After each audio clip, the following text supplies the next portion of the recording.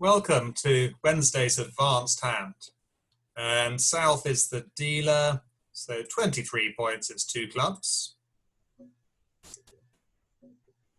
And North, well, this is interesting. In the old days, we'd have bid two no trumps to show 8+ points, but this is too high, really. So the modern style, and it's just come into play in the last year or two, is to bid the two diamonds negative with even more than, it's traditionally 0 to 7, but most players now would play it as 8, 9 or 10, possibly even more, using it as a relay bid. So we keep the bidding nice and low, which is always a good thing. If you had a good 5-card suit, yes, you could bid that instead with 8+ points, but really the 2 diamond relay is now very useful. And back to South, well, we got two choices. We could either bid 2 spades, which would be game forcing. A new suit after 2 clubs is always game forcing, but I would prefer to bid 2 no trumps here to show the balanced nature of the hand. 23-24 balance, 5-3-3-2. Reason being is that partner's only got 0 or 1 point. We're not going to make game on this hand. So better to bid 2 no trumps there. North, well, they can use Stamen. It works in exactly the same way as over an opening bid of 2 no trumps. There's a rebid here. Exactly the same. So 3 clubs ask for a 4-card major. And we dutifully bid 3 spades.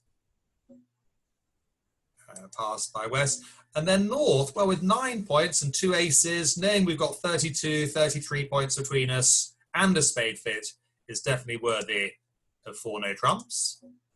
And we're playing Roman key card, Blackwood, because this is the advanced class. And over to us, well, how many key cards have we got? It's number of aces plus the king of trumps. So we've got 2 aces, there we go, and we've got the king of trumps as well. So 3 key cards out of the 5 is 5 clubs. Playing 0 or 3, 5 diamonds we play as 1 or 4 in the traditional method. Back to North. Well, they've got 2 aces now. Well, we can ask about the queen of trumps. That'd be interesting. And the way you do that is by bidding the suit over 5 clubs, so 5 diamonds. Says, partner, have you got the queen of trumps? It's a very useful bid. And we have got the queen of trumps now. If we didn't have it, we'd sign off in 5 spades. But as we've got it, we can trump straight to 6 spades there. Just for the very advanced of you, there's one thing we could have done in between, and this is in the small print. We could have actually bid 6 clubs there as South. And an experienced partnership would do that. That says I've got the queen of trumps and I've got the king of clubs. It's a very useful bid for those experienced partnerships out there. But that's in the small print. There we go. So 6 spades it is. Standard lead of the king of hearts. Thank you, partner, for the dummy. And we shouldn't play too quickly at trick 1. I'd always have a little think about things, and I would look at my losers as the South hand and think, well, I've got a heart to lose, for sure, and quite possibly a diamond. It's going to depend on the finesse, isn't it? 50-50. So if I was to take the diamond finesse, I'd play a small one later on towards the knave, hoping that the queen was with ease. So on the face of it, this slam is 50-50. It depends on the diamond finesse, but we've actually got a better chance here. And this is to set up an end play, because if we're going to lose a heart anyway, we can put the person West on lead with the queen and get them to lead diamonds for us. That'd be so much better.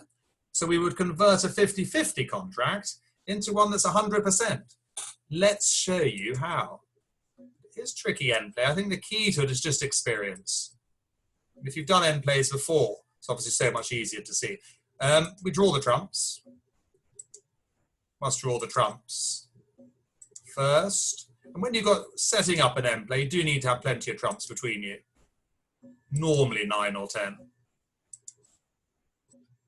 Good. Now we can play out the clubs. This is the elimination part. It's called end play and elimination. Elimination play means playing out the side suits. So you create a void in both hands, just so the opponents don't have a safe exit. Good, so we played out our 3 clubs. And now you can probably see what we're going to do. We need to have an exit card, a certain loser. And this exit card is the heart.